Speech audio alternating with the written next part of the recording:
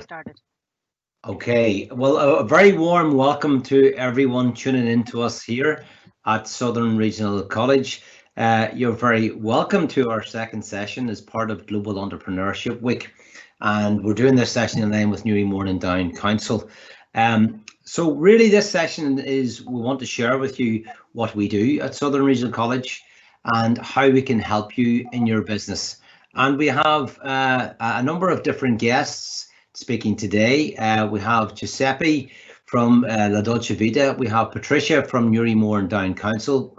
Two of my colleagues, Tracy and Fiona from Southern Regional College. And then we have Sarah from Anne's Home Care.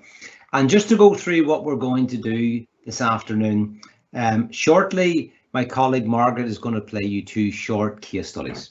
And those are little case study videos of clients that we've been working with. And then we're going to revert back to our speakers, and we're going to really just a bit of discussion of how SRC has helped. And I'll try and interject, and we're looking at this as part of Global Entrepreneurship Week. So, you know, in terms of how has SRC helped you to innovate and what opportunities are there for businesses? And both my colleague Tracy and Fiona will be able to answer that. So that's really a format. We don't have a fancy PowerPoint presentation for you. It's a little bit of discussion. So first things first, you are very, very welcome. In terms of how this is going to work, you will all be automatically on mute, and then our speakers will come off their microphone when we ask them to speak. There will be an opportunity to submit some questions. So in the Teams format, there's a Q&A, there's a chat window, and then there's a Q&A where you can submit some questions. I know from chatting to my colleague Aisling that some of you already have done, and may I say thank you for that.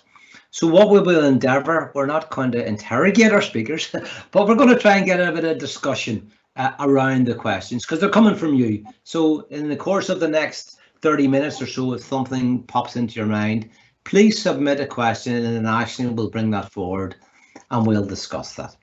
Okay, well then now to today, and I've been talking enough, so I'm going to ask all our speakers to individually, I'll call your name out and then you just quickly introduce yourself, and then we're going to play a couple of case studies. So maybe if I could start with my colleague Tracy. Tracy, just give us a little introduction there. Hi Kieran, thank you. Good afternoon everyone, welcome to the webinar today. I'm Tracy Rice, I am the Head of Business Engagement here at the college, and I'm just going to speak to you today about the work of the business support team, how we've been supporting businesses, and indeed how we've been supporting them through COVID. Great, okay, and Sarah, could I ask you to say a few words of introduction please? Sure, yeah, my name is Sarah McQuillan. I'm Registered Manager for Anne's Home Care. We're one of the largest providers of domiciliary care in the Northern Ireland. And I'm here today to let you know the great work that Southern Region College have been doing with us in our cares. Great. And Giuseppe, if you'd introduce yourself, please. My name is Giuseppe Filoni. Good afternoon, everybody. I'm the owner of La Dolce Vita, myself and my wife, for the past 20 years. I'm going to speak about how SRC have helped our company over the last 10 years, but specifically in the last few months, how they really helped us in developing products for retail sale. Great, thanks Giuseppe. Patricia, would you like to introduce yourself there? Certainly, Kieran. I'm Patricia McPolan. I'm the Business Intelligence Officer with Newry and Mourne Council. So I'll be touching today on the skills strategy that the council have and the programmes that we have available as well. Great, thanks Patricia. And Fiona, would you like to introduce yourself there? Yes, thanks Kieran. Good afternoon everyone. My name is Fiona Bradley and I'm the Assistant Director here for Further Education and Training. So I'm responsible for all of the training and the apprenticeships and the higher level apprenticeships that happen at the college. Great, thanks very much everyone. Margaret, could I ask you to run the two videos there please, if you would? Studying the higher level apprenticeship in accountancy. I attend the Southern Regional College here in Newry 1 day per week, and I am currently training the remaining 4 days with SM Vinton Company in Banbridge. The top benefit, I believe, of doing the apprenticeship as opposed to the typical university route would definitely be the real life experience that you get in the office, which wouldn't be gained through the degree route. The other benefit of doing it is the fact you earn as you learn. There's no student debt, no loans to worry about, and you're earning a salary. My friends look upon the apprenticeship as a great alternative to university. Whilst they're at university during the week, they're coming home at the weekends having to work to afford the university life, whereas with the apprenticeship you get to earn as you learn, so the weekend is necessarily your own.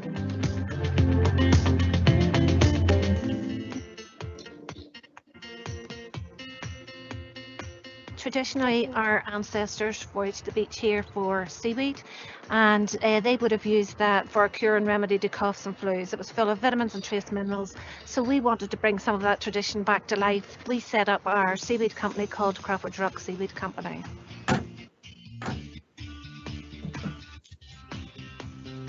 We needed help with our nutritional values, our labelling. We needed help to scale up the product, help to test the market. So we needed an expert in that field. We did the Innovate Us program, which is a one-to-one mentoring program funded by the Department for the Economy. For Crawford Rock, we took them through the MPD process. I would come up to Michelle, or she would come down to the college, and I would train her up in all the skills she would need to take a product from concept to launch the whole way through the new product development process. Okay, there. Thanks, Margaret. Appreciate that. So there we had two brief case studies, I suppose, highlighting the role of the higher level apprenticeship, and Fiona, I think we'll chat about it a bit later. And then my colleague Emma, they're working with Crawford's Rock, very, very interesting what Emma's been able to do with that company around new product development. So I guess maybe Tracy, could I kick off with you? If you could give us an indication. The title of today's session is what we do and how we can help you. Perhaps you could tell us a little bit about your role and what we do in terms of business support, please. Yes, thank you, Kieran. Well, I suppose the team here in the college work with a range of businesses of all sizes. I suppose to put into context today and the Global Entrepreneurship Week and the focus on innovation and business startup, we very much have a team focused on supporting small businesses with that innovation theme. How do they embrace innovation? How do they look at how they can develop new products, come up with new ideas and new services, improve processes in their business and take their business to the next level? So we have a team of specialists, and Kieran, you're one of our specialists in the team in tourism and digital technologies. And we really go in and assess what the need is, or help the business to develop that idea and take them through the processes to develop the product, the service, and to bring it to market. And we have funding to do that. As in the video, Emma was working with a company one-to-one, taking them through all the various steps. So it's not just a case of going in and doing something for a business and stepping away. It's going in and showing them, taking them through all of those steps, giving them the skills so they can continue to innovate, continue to develop what they need to do in their business. And indeed, very rarely is it a one-off intervention. We may do 2 or 3 projects with a company and take them through the various different stages. It might be all together, or it could be after a year's time when they're ready to move to the next stage. So it's a very flexible model, and fortunately there is funding from the department to enable us to provide that support to businesses.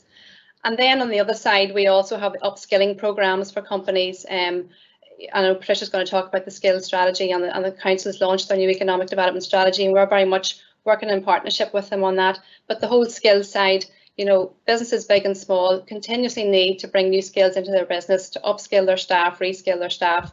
And I know Anne's Home Care and the Dolce Vita, you've both been involved in those skills programs as well. Anything from level 2 right up to level 5 or 6. It's there's a range of programs. There'll be leadership and management, digital technologies, health and social care, electrical training. It's a broad range, whatever companies need. And through COVID, the department has funded this training 100% for businesses who have less than 250 staff. Prior to COVID, it was 75% funded, so now, fortunately, that is now 100% funded. So it's a great opportunity for businesses to engage and to upskill their staff, to look ahead, even in a post-COVID world, what they need to do, what skills they need to bring into their business, and there's opportunities to do that. And in addition to that, then we also have, we've been delivering, I suppose, a series of webinars. Kieran, going back to the earlier parts of COVID, when we all had to very quickly adapt to working from home, offering our services, there was just a complete stop to all our face-to-face delivery to businesses, and we had to move to an online and remote version of that, which was challenging for everyone, but we've navigated our way through it. We've reached out, I suppose, to reassure businesses that we are here, we're able to support them, and those webinars, and indeed today's event, is a way of reaching out. We can't bring people in, we can't, talk to them face to face in a live event scenario at the moment, but these webinars are a great opportunity to do that. And indeed, we did one this morning on how to move your business into online shopping, create an e-commerce store. And we even had sessions on food. Our food specialists have worked with some of the hospitality businesses. How do you move your hospitality business into a, takeaway, make it at home kit? How do you diversify your business? So all of those supports are available. Yeah, I mean, taking from that for everyone listening, I think what I'm involved as part of the team as well, Tracy. I mean, I think the key message here, we can help. We're a contact point, first of all. We can help under a number of different interventions, including the latter part you just talked about, the webinars there, but right across the skills interventions. And I think what I take from what you've just said, and we'll hear more about, is this notion of relationship building, which is really, really critical. And I think that's what the different funds have enabled us as a college, as a community college, to be able to do. Yes. And I think we'll probably be about to hear some of that relationship building that's going on for more than just 3 months to 6 months. So it would appear then, Tracy, that there's a lot really of support at the moment for businesses. There is indeed. And just to add to that, Kieran, there's also support for individuals. There may be people out there who are about to lose their job or become redundant or have their hours significantly reduced, and there's more skills intervention support from the department to upskill people or train them up for possibly new roles in the future, and we're also offering short courses on that at the moment. Okay, Tracy, we will come back to you because I can see already we have a few questions, so we'll come back. Sarah, could I turn to you, Sarah, in your role at Anne's Home Care? Could you enlighten us a bit of, first of all, how SRC has been working with you, and I suppose give us an idea of, I'm sure it's very busy at the moment, but give us an idea of maybe part of your growth plan of where you're going. Sure. Well, Southern Regional College have been immensely supportive to us as an organisation, and it's over 5 years we've been working with the college, and in that time they've helped us to upskill over 200 staff, and we actually have some stories where we've had someone come on board as a care assistant, and Southern Regional College have helped us through level 2 and level 3 with that person and gone on to level 5, and they've now progressed to managers. So that's a success story in itself. And throughout this journey, we've been able to keep in contact with Margaret, get feedback from the tutors. We found them to be immensely supportive, especially in times like this, when it's so important that our staff are skilled in infection control and all the critical things that they need to be. The college has been there with us every step of the way and have been extremely flexible to the needs of our work patterns. We work shifts, all our staff work shifts, and the college has been able to work around that and provide workable solutions for everybody. It's great. Couldn't recommend them enough.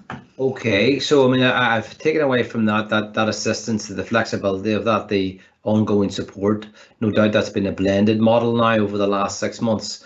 It has, yeah. And also, I take the importance. I think you highlighted something very important there about progression, about coming from a level 2 and being with the college all the way up to level 5 across a range of different interventions. So where's your company going, and what's the next 2 or 3 years got for your company?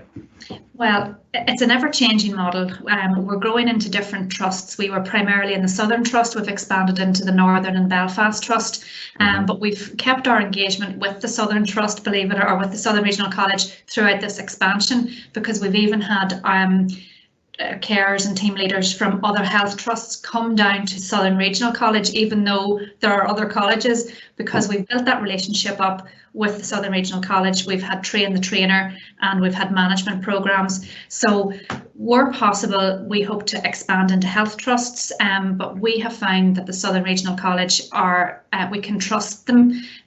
We are confident in the quality of the courses they're delivering. So we hope that they will come hand in hand with us through our expansion project over the coming years. Okay, thank you for that, Patricia. Thanks very much. That's interesting journey. I know that your company has been on. You really have expanded, and you're very busy at the moment. Giuseppe, if I could bring you in at this stage, tell us a little bit about how Southern Regional College has helped your business, please. Well, we've been fortunate enough that our office is just up the street from the SRC in Patrick Street in Newry, so there's been a relationship there now for well over 10 years. And again, initially it was upskilling staff and that sort of stuff with food safety, etc., level 2 and level 3. But about 6 years ago, we first engaged with Brenda Callaghan, and we were trying to introduce like a healthier sort of option. Obviously, we're hot food takeaway, and there's always people looking for a healthier alternative. So Brenda came on board there and helped us. And basically, it was all new to us. I never studied this formally myself, so we had to have somebody.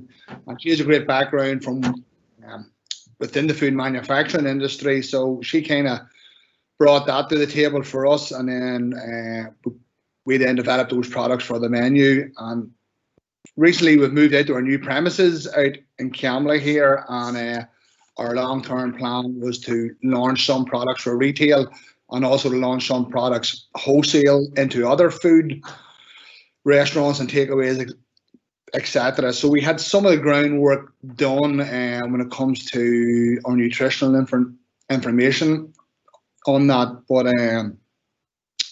it's one of those things we kind of had in the long finger. We had to prioritize things, and our own business was our priority. So the retail sector was kind of something we were kind of towards, and Brenda had this as well when we had to apply for an EU number, which was very challenging. It was a big step up for us. Maybe explain to anyone listening here, if you wouldn't mind, Giuseppe, what's an EU number?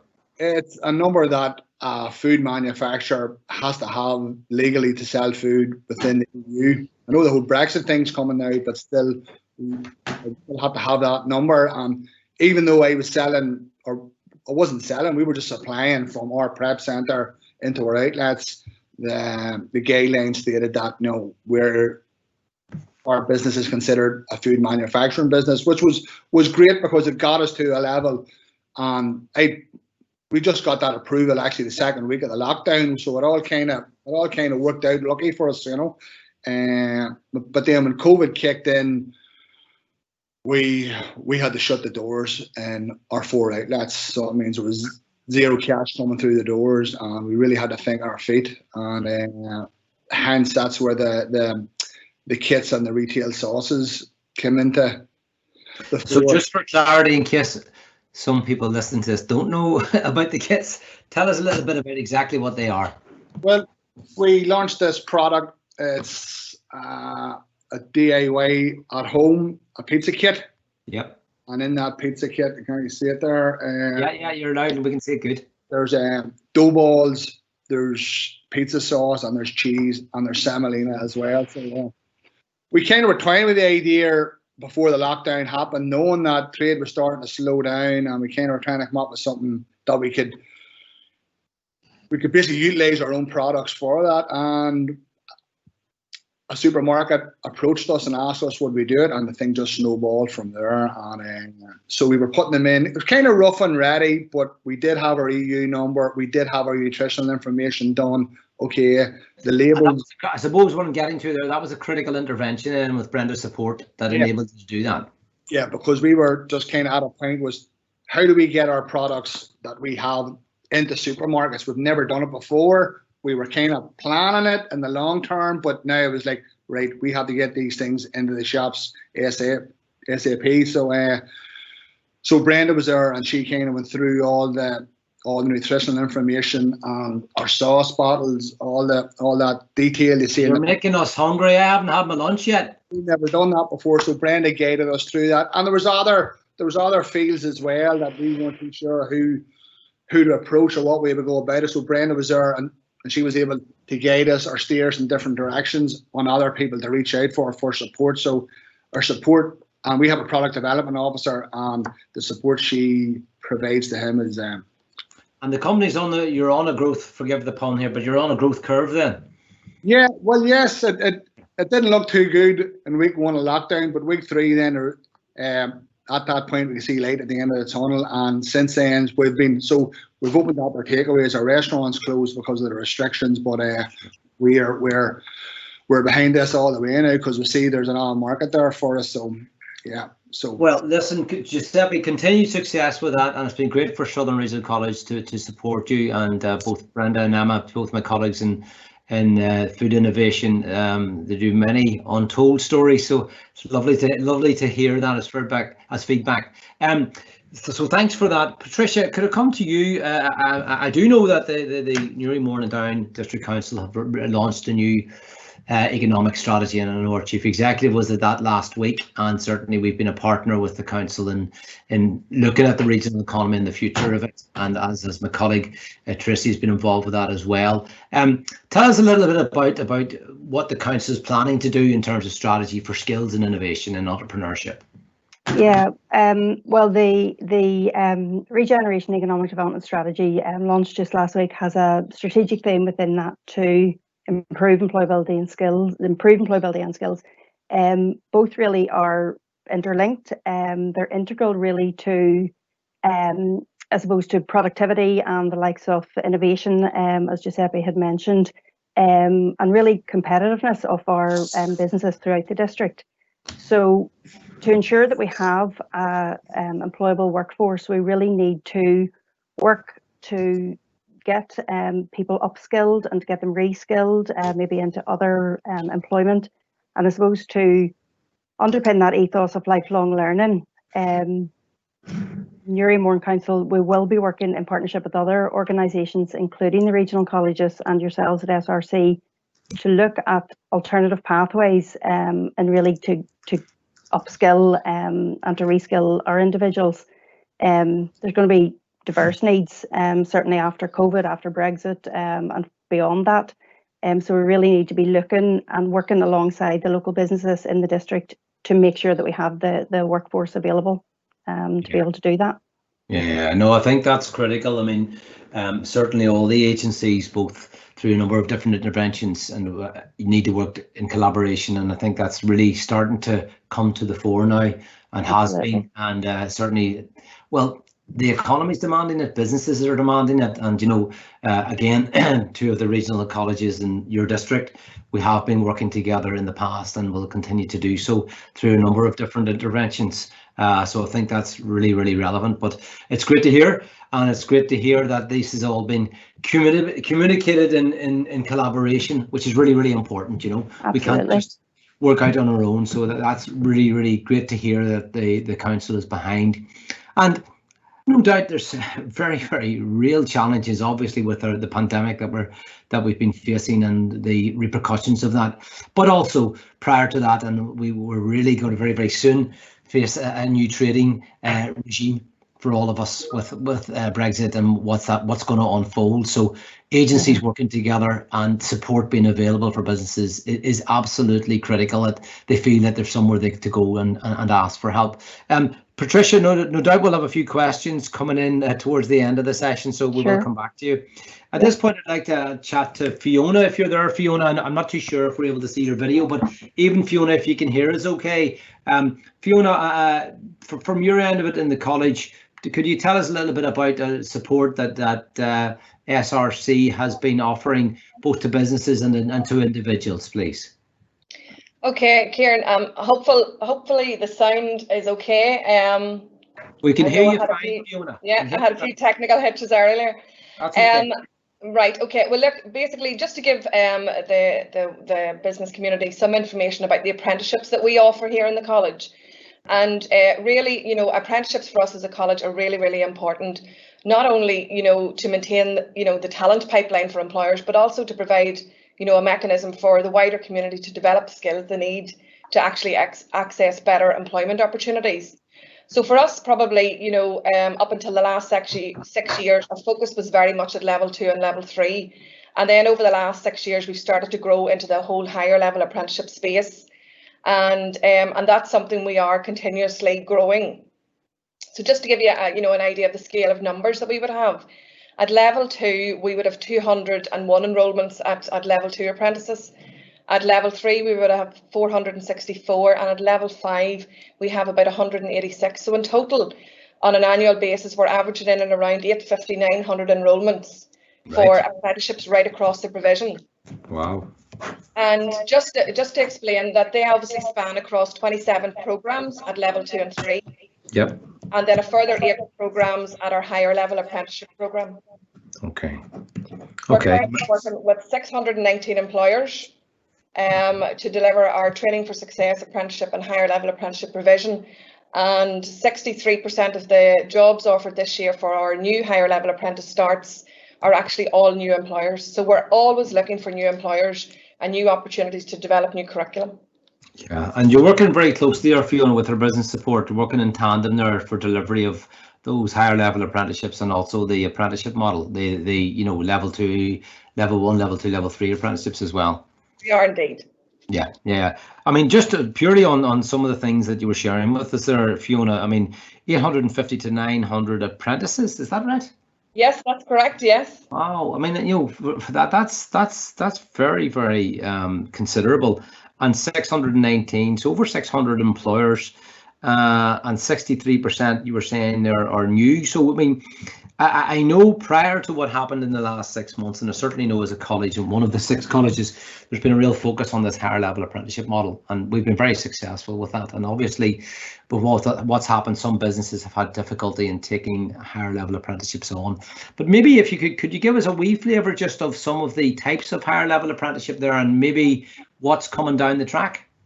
Yes, I can indeed. And I suppose, Kieran, it's really important to say that, you know, for us, ensuring that our curriculum offer meets the emerging demands from industry is really, really important. You know, there's no point in us developing, you know, curriculum if it's not meeting the wider needs of the employers that are out there. So I know in 1920 we have been very actively involved with the development of the new engineering apprenticeship that came to the fore, and that was as a result of an employer forum.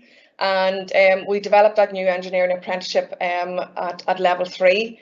And really then some of the other developments have been mainly around the whole level 5 space, which is the higher level apprenticeship portfolio. So to give you an idea, I mean, our higher level apprenticeship provision in September 2016, we had 38 new job roles.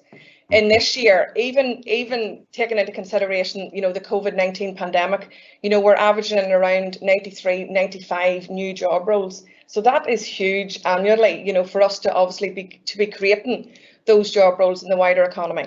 Yeah. A lot of our developments are very much focused in STEM areas. And, you know, in this academic year for 2021, we've introduced 3 new higher level apprenticeship routes, and they are digital construction, digital marketing, advertising and communication, and hospitality and tourism with specialisms. And what I can say is over the next 2 to 5 years, we are investing extensively in widening our higher level apprenticeship offer, and we're looking at top-ups for level 6, and we're currently exploring new areas. We're looking at product design and manufacturing, automotive and technical management, fintech, computing, data analytics, and some nursing and healthcare operatives. So it's definitely a huge priority for us at the moment. Okay, I mean, there's a lot. Again, as we were chatting with Tracy, there seems to be a lot going on, certainly in terms of both the higher level apprenticeship and the ordinary apprenticeships.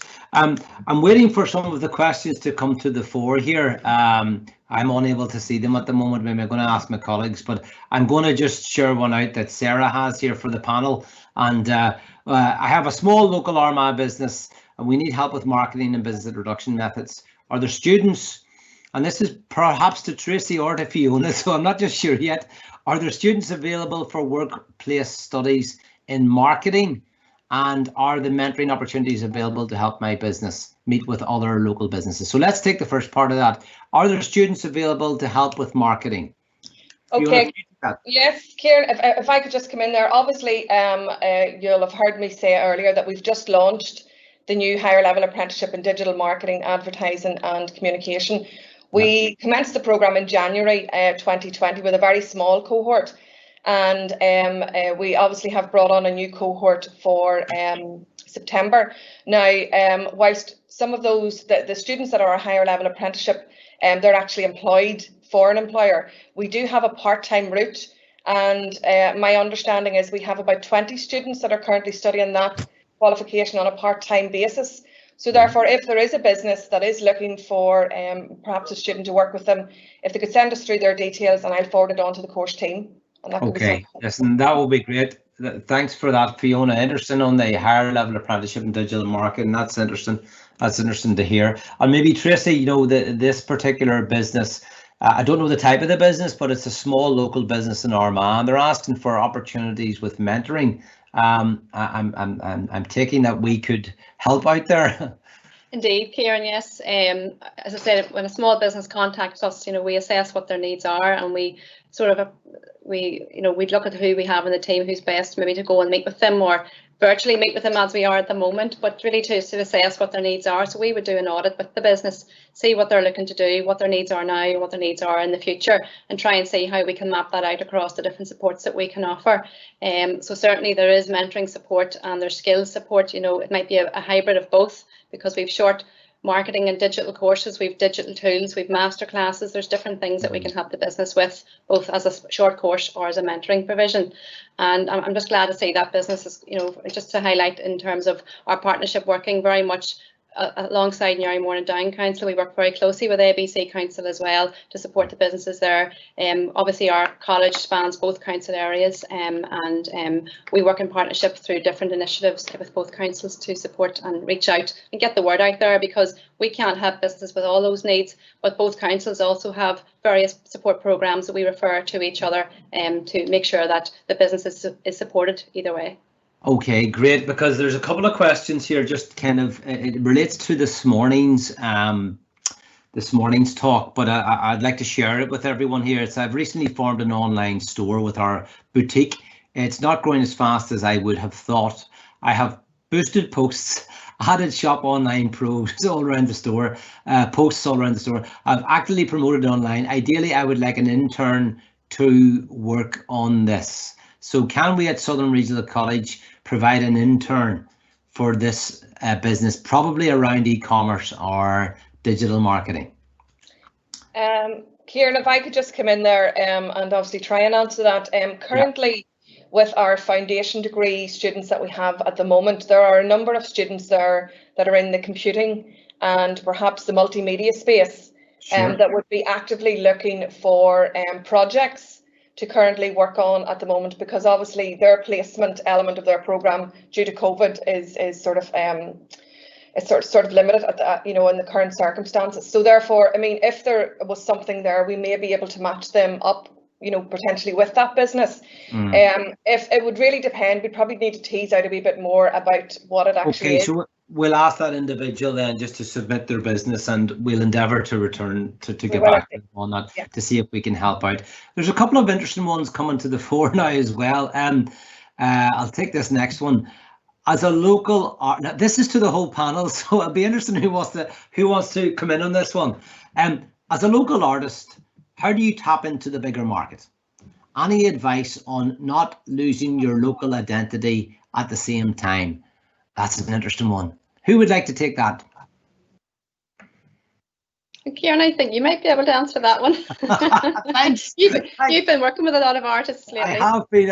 I do know. I have a slight idea who this might come with. I guess, you know, there's a number of things there in all types of. I start and then we'll throw it out. You know, no doubt what's happened in the last 9 months and prior to with the pandemic, it has changed, and you hear the words like pivot and flip, and that definitely is quite dominant. But you cannot afford, first of all, to ignore online. So that's the first thing. The bigger market, I mean, that's now over the last 9 months, and Darren's presentation this morning about e-commerce, and where, you know, he was talking about when people walk into a shop, 80%, 75 to 80% have a phone. Now, we don't have the actual details of the transactions percentage there, but, you know, if you have an online presence to begin with, so in its most fundamental, obviously trading online is going to be very, very important for any local artist. Then whether that's on like a Facebook shop, if they already have, let's say 20 paintings, they're going to need a Facebook shop, and then it's a case of they might trade on something like Etsy, or they might have some online trading platform, some of which was discussed in this morning's workshop, and then they're into the whole digital presence and how they do that. But to this artist, I would be saying, never lose your identity. In fact, that's what is so enticing. That's what attracts customers is local. And where an artist or a food producer has an association with the local environs, that's the big attraction. So for this artist, it's looking at what I would say they need to be trading online. And I would say then in later times, through my colleague Cahill and Brian as well, we've been exploring trading online through virtual reality platforms. And we will have a workshop on that coming up. We've already had one. So for an artist, you could have a virtual reality gallery, and you're still very much yourself. But an artist has to be prepared to embrace online is my simple answer. And I'm going to throw that to Giuseppe and then to Sarah as our business representatives here, if you want to add anything to that. As an artist, Giuseppe, how would you tap into the bigger market? I don't know about an artist now, you know.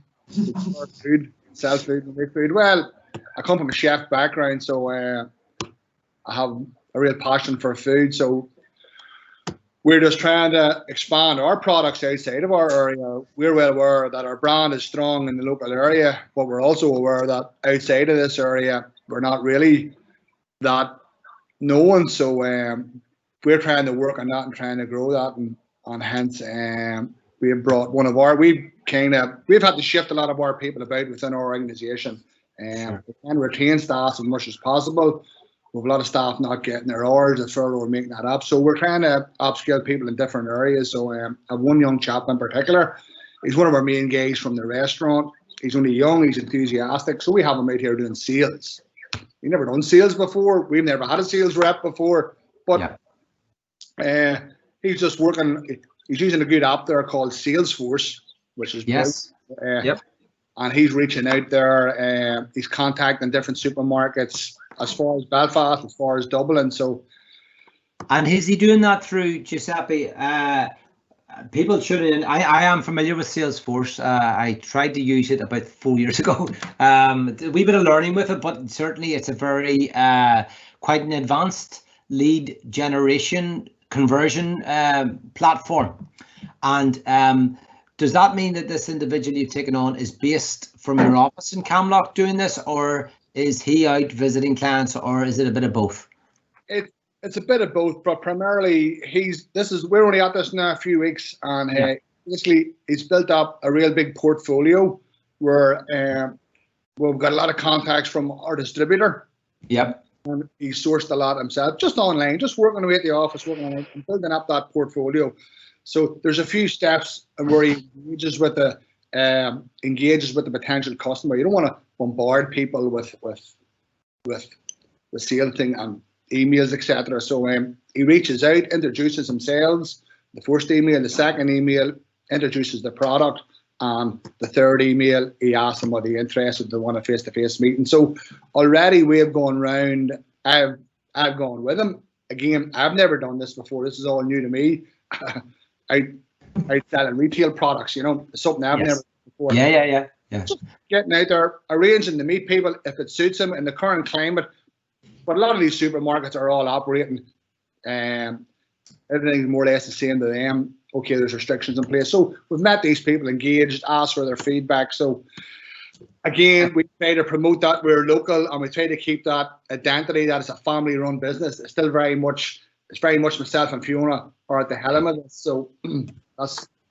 I think what's interesting about that, the way you've described that, everybody will be wanting to follow your model there. You made it sound really easy, but and I know it's not kind of from longer time ago. In many jobs that I did was sales background a long time ago, and sales is not easy, but it's very different now for a number of reasons. The whole sales approach and what you've just identified for us there. Picking up on this morning's you adopt this what I would call a stepped approach, and Darren was talking about that this morning, and certainly I respond to visuals. So from you said it's stage number 3, so if that was color coded some way for me that 3 was a warmer color as in closer to conversion, that approach that you've adopted by using one of these sales platforms is very, very interesting. I'm going to come to Sarah. Thanks for sharing that. That's really interesting. I'm going to come to Sarah. Just back to the question, because I think this is Entrepreneurship Week. Businesses are turning around. They are flipping what they're doing. They're pivoting. These words are very, very typical over the last 6 months. But you are growing. So what advice would you have for a local artist that wants to get a bigger slice? What advice could you give them? I suppose the first bit of advice I'd give to anyone trying to start out or promote their product is to be authentic and to think about what sets them apart from other people in their sector. Yeah. Obviously, we're fish swimming in the one sea, especially if you think of domiciliary care. There's lots of domiciliary care companies. So we have had to identify what sets us apart from our contemporaries, and we promote that. So for us, it's about quality and the training that we give and how we look after our staff, and we promote that. That's our calling card, that's our drumbeat, and we've used different medias to promote that. We're onto Facebook now. We use Facebook for recruitment. We send little good news messages and good news stories via Facebook. So it's about knowing what you're putting out there, why you're putting it out there, and don't lose track of that and keep the drumbeat of that. Even though you're putting yourself out there, don't lose sight of yourself and what you're trying to promote. Yeah, and I think that's a concern for that sometimes, Sarah, when you get into that melee of you're really down that tunnel. Yeah. It's kind of hard to do that. So like who reminds you to do that in your business? Who keeps you on track? I keep me on track. Okay. Look, we I suppose from the very outset of the organisation was started off by Anne McQuaid herself, and she started off in the kitchen of her own home, and started off with just a few care workers, and it has grown massively. But her ethos, she still sits with us here in the office, and her ethos has always been, if you're not going to do it right, don't do it at all. And you know, that's something that we try and instill through our training, and we keep in touch with all our staff, be it online now through COVID, or via we send out weekly and monthly messages to our staff, and we call that the drumbeat. Basically, is just reminding them of what it is we stand for and what we hope to promote. I like that. That's a good takeaway for everyone. The drumbeat. That's a nice reminder. I'm going to come quickly then to Patricia, just in terms of that question back from the artist. You know, any advice that you would like to share with it? They want to kind of, you know, not lose their today, but they actually want to grow their business. Patricia. Certainly. Well, we, Newry Mourne and Down District Council, have a programme specialist programme, which is called the NMD Growth Program. That would be ideal, I think, for this local artist. That programme will work with individuals in whatever area they want support in. So whether it be with regard to marketing, or whether it be with regard to business planning or financial planning, really in any area. So that really would be key. That programme looks at increasing the competitiveness in Indigenous markets and as well in export markets. There's a number of hours support available in that programme. There are workshops available through that programme. There are thematic programmes within that programme. So certainly she or he would be welcome to get in contact with NMD Business through any of our platforms, Facebook or Twitter, or directly. And Patricia, we can share those as part of the evaluations and the details after this webinar. We'd be happy to share those on. Ashley or Sarah has put forward another question. Does SRC, Tracy, I guess you're going to take this one, but I think I know the answer. Does SRC run any networking events for businesses to meet up? At present, there are a lot of isolated small business owners. Yeah, okay, thanks, Kieran. Well, yes, prior to COVID, we would have run a number of networking events, and it was great to have everyone in the room and sharing, and people would meet strangers and then all of a sudden swap business cards and find ways that they could work together and help each other. So they are very effective. Yes, we are planning to run a number of webinars over the next few months, but yes, we certainly could look at how we can facilitate a networking event. And indeed, some of our colleagues in the chambers and the councils, there's a lot of networks and business networks out there. So if you need more information on done that, we can certainly send that to you. There's a lot of support and a lot of networking going on, and we are also part of that. So the answer to that is yes, we will run networking events and try and bring businesses together.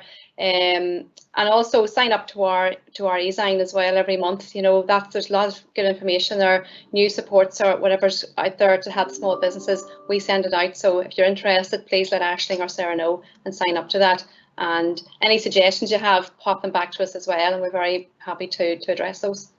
Thanks. That's a great answer there, Tracy. And I suppose just to elaborate, I suppose slightly on that, certainly we have a program of winter webinars, which certainly to Christmas, Tracy, will be online. Perhaps they are planning to run to the end of February, and obviously depending on with the pandemic and where we are with everything, there may be the opportunity for certainly one of those to perhaps to be a network type event.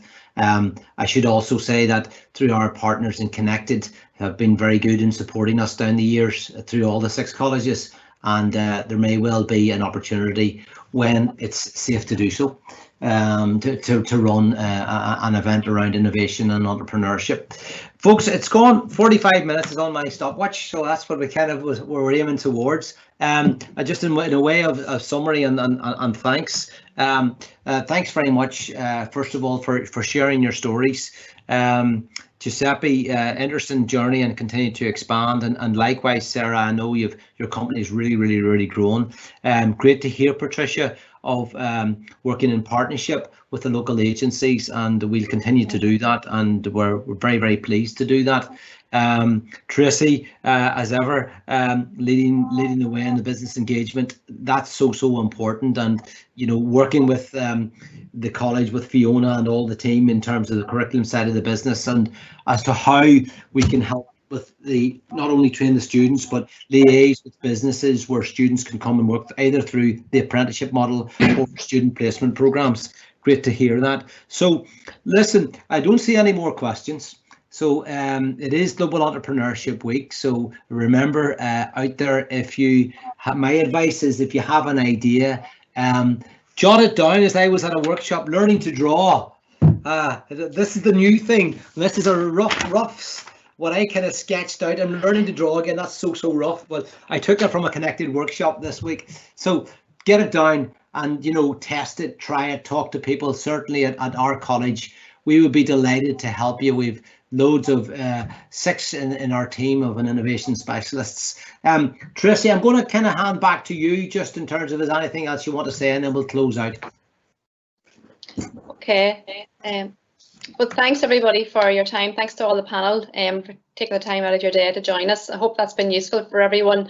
Really, the message is your local college is here to support your business, and we've a range of supports. Please do pick up the phone. And if we can't help you, we work very closely with our partners in economic development through councils and chambers, and we know there's a lot of great programs, a lot of great supports. We all are a lot better than what we were years ago at working together and not duplicating what we're doing. So there's no better time to reach out there and look for the support, because one of us will have the support that you need. And just to wish Giuseppe and Sarah all the best with their businesses and their growth, and even in the face of COVID, you know, still being able to innovate and diversify and keep going and keep growing, so and do well. And I know your sector is particularly busy at the moment as well, Sarah, and hopefully you can keep taking in the staff that you need, and that we're skilling people up in those skills that you need for your business. So again, thanks to everyone, and for anyone that doesn't know about us or hasn't signed up to our e-sign, or you have all the details now, we'd love to hear from you in the future. Great. So thank you everyone, and we'll see you all soon back in our next webinar. Thank you. Thank you. Thank you. Thanks. Bye. Bye. Bye. Thank you. Thanks. Thanks.